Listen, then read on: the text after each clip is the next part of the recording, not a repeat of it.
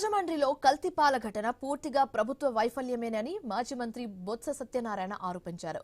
కల్తీ పాలు తాగి చనిపోవడం ఎప్పుడైనా విన్నామా అని ప్రశ్నించారు. బాధ్యులైన అధికారులపై చర్యలు తీసుకోవాలని డిమాండ్ చేశారు. అలాగే కల్తీ పాల ఘటనపై వెంటనే విచారణ జరిపించాలని బొత్స అన్నారు. నేను తీవ్రంగా మా ఆక్షేపం తెలియజేస్తున్నాం. ప్రభుత్వ వైఫల్యాన్ని, ఇదంతా కూడా ప్రభుత్వ వైఫల్యం. డైరెక్ట్గా చెప్పాలంటే ప్రభుత్వం నిర్లక్ష్యం వల్ల జరిగిన ప్రభుత్వ హత్యలు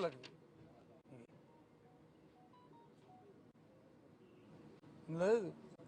ప్రభుత్వం చాలా నిర్లక్ష్యం, అధికారులు వచ్చి ఇవ్వడం వల్ల వాళ్ళ మీద చర్యలు తీసుకోవడం కాదు. దీనికి సంబంధించిన అధికారులు ఎవరు ఉన్నారో అందరి మీద కలిపి ఈ కల్తీ చేసిన వాళ్ళతో పాటు వాళ్ళ మీద కూడా చర్యలు తీసుకోవాలి. అది ఈ ప్రభుత్వం ఎక్కడైనా జరిగాయని చెప్పండి.